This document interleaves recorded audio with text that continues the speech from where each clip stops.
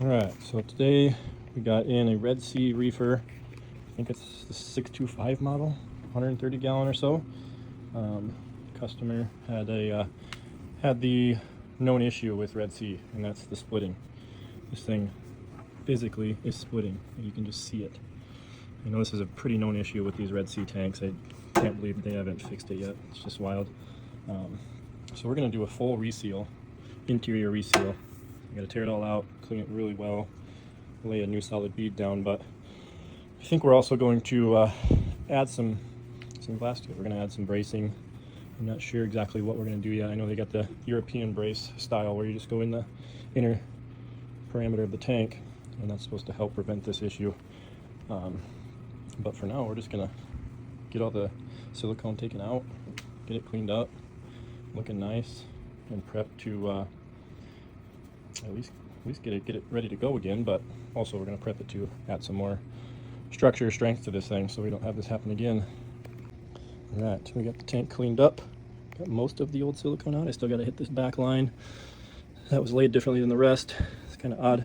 Red Sea uses like a stiff, almost like a plastic cap that sits on the silicone, but it's not thick at all. It's just odd. I mean, it makes sense why they're blasting out. I can't see how that would hold very well. They had it on all the side and front lines there. The back is normal, but these back corners here is super thin. I don't know how that's even holding up. I think the general rule is when you lay your bead of silicone, you want to lay it thicker than the glass itself. Can't remember the exact measurement, but you want to lay it pretty heavy. That's what I do anyway. How I got it clean is I went around with a vinegar water mixture, white vinegar. You can't use just glass cleaner because of the chemicals and stuff. You don't want that leaching into the plastic or glass. And then a fresh razor blade. So we don't want to leave any scratches. Got scraped all the algae and whatnot off, and then I went through every seal. And when I cut, for instance, this way. So I'm not cutting into the seal that's holding the glass. We want to just cut a clean edge, so it's, when we lay our new one, it's going to hit glass and glass. I just got to clean it up a little bit more. I'm going to go through it with acetone and a rag and another new razor blade to clean up every little spot. Like down here, you can see some residue left over. We want to get all that off so we can get just as clean as possible. Clean glass, clean silicone. Yeah, that's the next step. We're gonna tackle that, and I'll see you after that. And another thing I wanted to mention: when you go to reseal a tank, let's say only, like for instance, this tank, only this front corner was coming apart like this.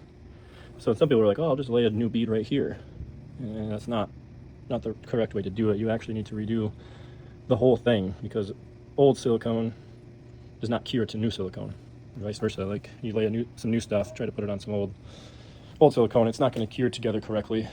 It might work, but I wouldn't trust it. I'd do it the right way from the beginning.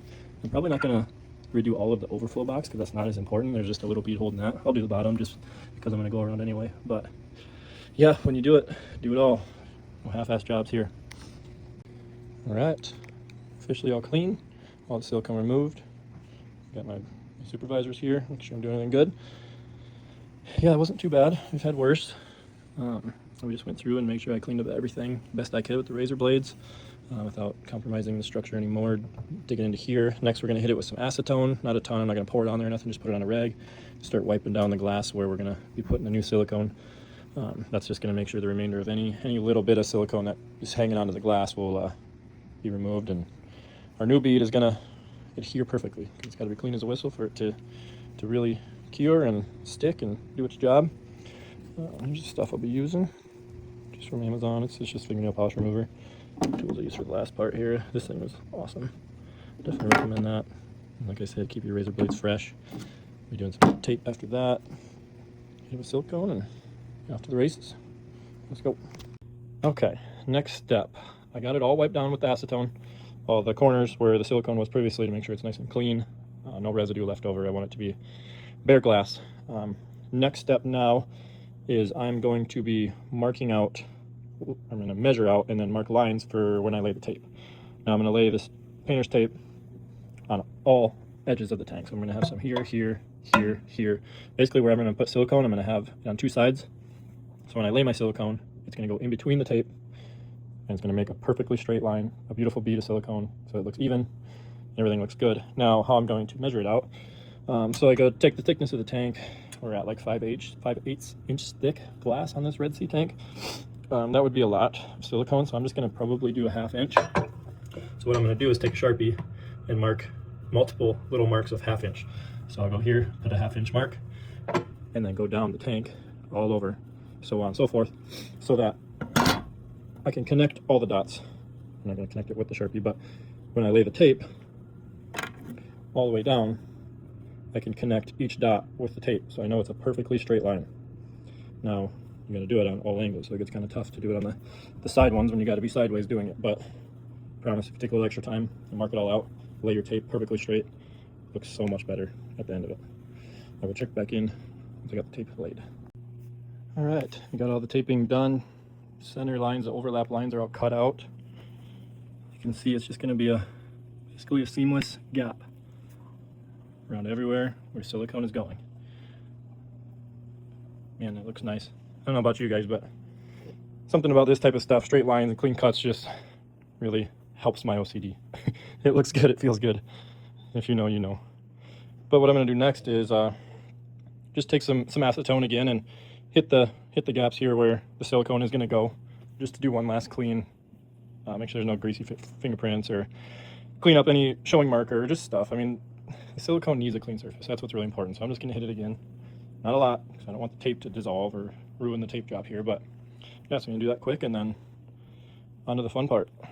All right, so before we hit this part, I just want to talk about it a little bit. Here's the silicone I'm going to be using. I like black versus clear.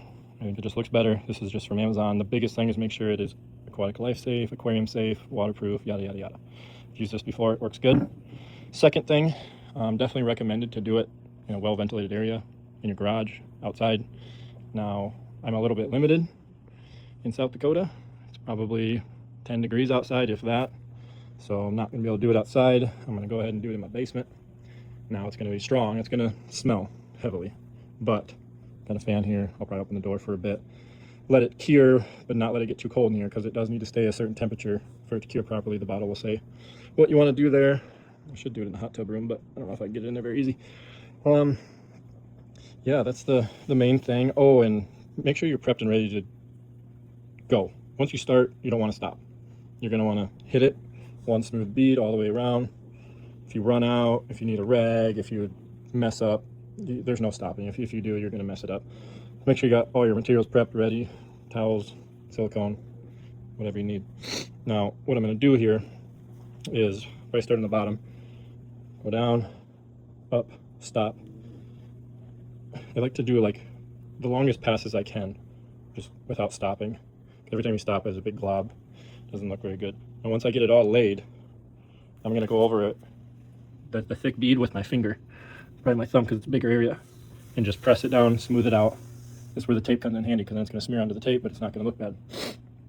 Now you're going to do that, so it presses in the corners, it presses in the seal good, and then immediately after, take all the tape off. Because if it starts drying on the tape, it's going to peel up the silicone as you're pulling the tape off, because it's geared to it. It won't pull it all off, but it's going to look like crap. So you want to do that while it's still wet. So we're going to lay it, smear it with your finger, pull the tape off, let it dry. Don't touch it, don't put water in it. Just leave it for a good 48 hours probably. And like I said, make sure you got a well-ventilated area, because when that stuff starts curing, it's stinky. I got a fan here that's going to help. All right, let's go. All right, final product. Got it all sealed up. I pulled the tape off right away. Once I laid the bead and pressed it down with my finger, got it all even all over, and how I liked it, rip the tape off before it starts curing and drying to avoid any mess, or if the silicone starts drying to the tape when you pull it, it's going to be stringy and leave marks, and it's going to look like crap. So get that tape off right away after you lay it and are happy with the way it looks. I laid this one really thick because this is a big thick tank, so it's not the prettiest I've ever done, but overall I'm happy with it, and I'm confident that this thing ain't going nowhere. It's going to hold well now and for years to come. What I did in this corner here is, this is where it split originally, so when I laid the bead, I kind of spread the glass apart where the seam was split here, put the silicone, pressed it into there to where I know it was in between the two glass panels, clamped it shut, and it actually oozed some out of the backside, so I know there's a new fresh seal inside there. It's what I figured would be the best route without taking the whole tank apart, all the panels apart. I'm not trying to do that. This should do just fine. But yeah, next time I'll have to do more of a external view of how I do it, but for this one I wanted to just do kind of a walkthrough, speak it through and talk to you guys on how I do it. If you got any tips and tricks of how you do it, if there's something that works better, let me know. I'm always up for learning. This is just the way I've been doing it for a few years. I've done a lot of tanks. I learned this way from YouTube actually, and I just kind of perfected and changed a couple things here and there of what I think works better, and it works. Here we are. Happy with how it turned out. Thanks for watching.